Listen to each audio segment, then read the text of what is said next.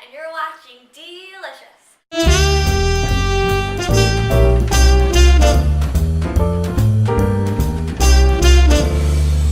So today, we're going to be making peppermint bark because it's a little bit after Christmas and we have a ton of candy canes left over and we're kind of sick of just eating them straight. So we're going to use them up and make some peppermint bark. So let's get started. All right. We're going to take 1 cup of chocolate and we're going to melt it. I took half bittersweet chocolate and half semi-sweet chocolate, but you can use any kind that you want as long as it's not unsweetened. So we're going to take that, melt it in the microwave, and then we're going to pour it over a sheet pan with wax paper.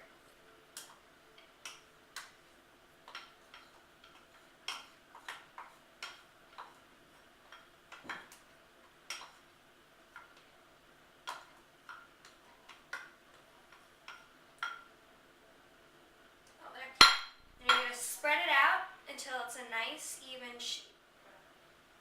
I'm making this peppermint bark for my Aunt Lucia, who loves it.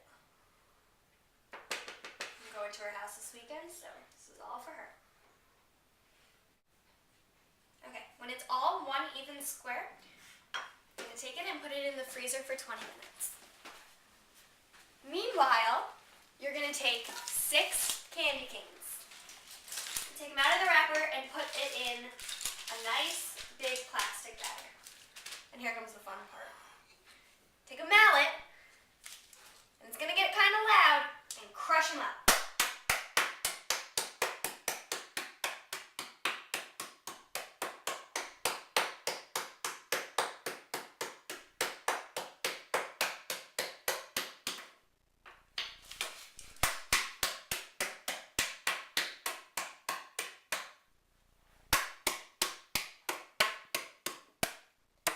If you have kids at home, this is a good part for them to do.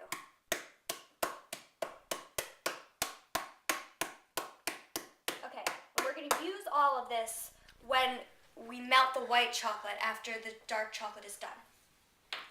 Okay. So I just took this out of my freezer, which was in it for 20 minutes. So now I'm going to take a cup of melted white chocolate and put it. And actually take the candy canes that you crushed up before, take about half of them, and toss them in here.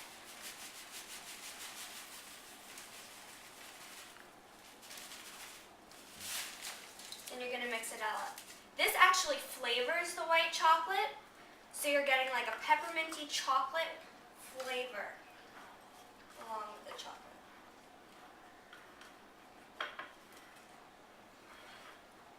Now just put it right on top. I actually made this for the first time this Christmas, and I was making it for my friends. And you know, somebody told me about this. I never really heard about it too much, and I never thought I would really like it because I'm not a big white chocolate person, to be honest. But I made it for the first time, and I actually really liked it. And I guess my family liked it a lot too, because the night before I was supposed to give my friends all of my cookies and peppermint bark, apparently it all disappeared. So I ended up making quite a few batches of peppermint bark that night. So this is going to be kind of hard to smooth out because you have all the roughness of the peppermint, but try your best.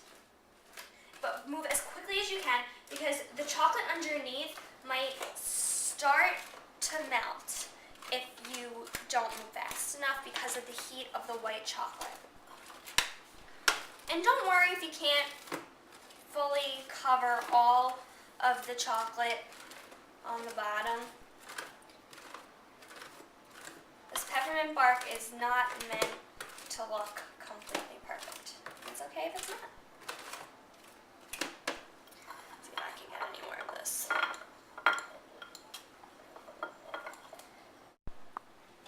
So continue to just bring it all over the chocolate again. It's going to be pretty rough.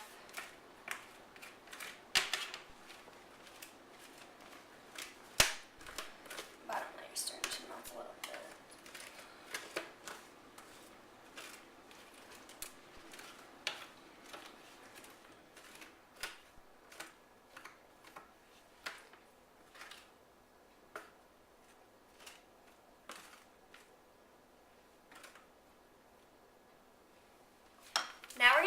our leftover peppermint and just sprinkle it all on top.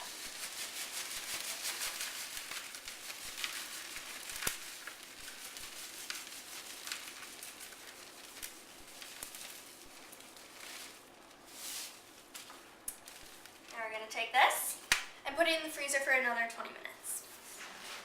Now let's say you're not a big chocolate person in general, like the dark one. And so we're going to take a white chocolate and do the same thing that we did with the dark chocolate. This is 1/3 cup of melted white chocolate. And now I'm making this because my friend Michelle told me today, she's like, oh, peppermint bark. I mean, it was okay, but do you know how to make just regular bark? I'm like, no. So I just figured one out.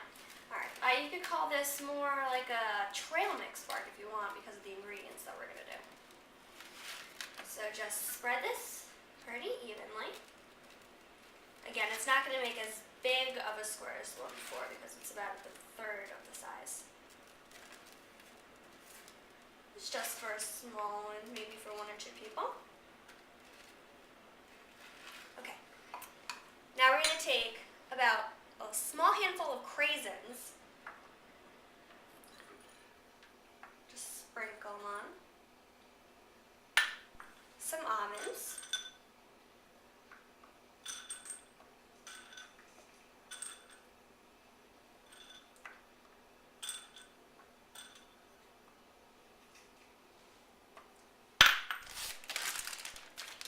And some coconut.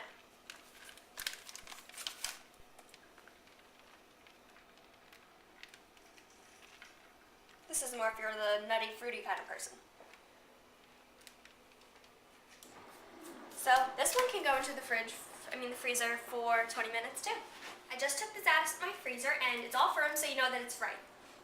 Alright, and the next part, the last part, kind of lift it from your wax paper and you're going to break it with your hands. So just push it down. This is not, you don't make uniform pieces with this. It's more rustic look.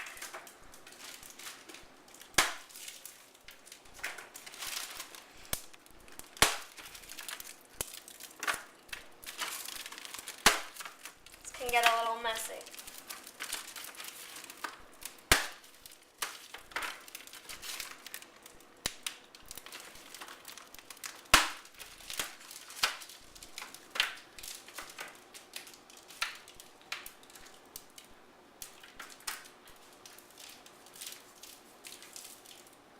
Alright, and so when you're done with making all this up, you can just package it any way you want. You can keep it in a tin.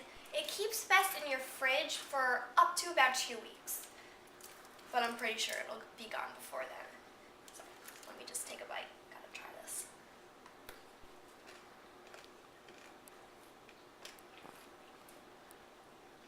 That's delicious.